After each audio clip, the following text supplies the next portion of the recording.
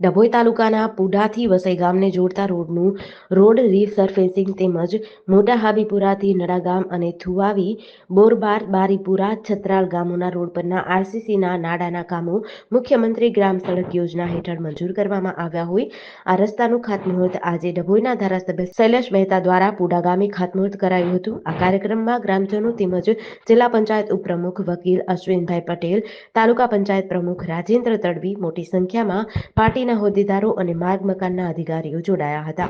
ભારતીય જનતા પક્ષનું જે સૂત્ર છે સૌનો સાથ સૌનો વિકાસ અને સાથે સાથે છેવાડાના માનવી સુધી અને છેવાડાના ગામો સુધી વિકાસ પહોંચવો જોઈએ એના ભાગરૂપે આજે વસઈ પુડા રોડ જે ઘણા વખતથી રીસર્ફેસિંગ બાકી હતું, 7-8 વર્ષ તો થઈ ગયા ને, 7-8 વર્ષથી આ રીસર્ફેસિંગ બાકી હતું એ કામનું આજે ખાતમુહૂર્ત કરવામાં આવ્યું છે। વચ્ચે વચ્ચે સ્ટ્રક્ચર એટલે કે વરસાદી પાણીના નિકાલ માટેના સાદી ભાષામાં કરીએ તો નાળા એ બનાવવાનું કામ પણ હાથમાં લીધું છે। 1,70 લાખ રૂપિયાના ખર્ચે આ કામ કરવામાં આવશે।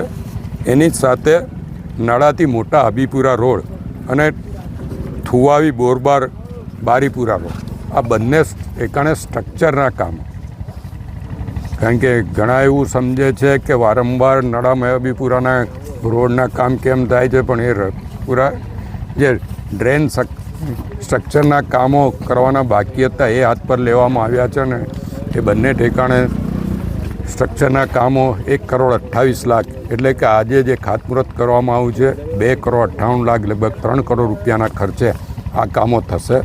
અને આ તમામ ગામોના લોકોને અભિનંદન આપું છું, શુભેચ્છા આપું છું।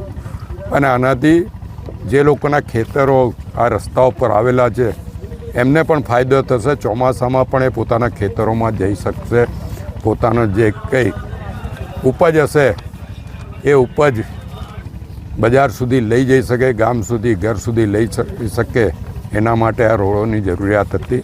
અને આ વરસાદી પાણીના નિકાલ માટે આ સ્ટ્રક્ચરોની જરૂર હતી।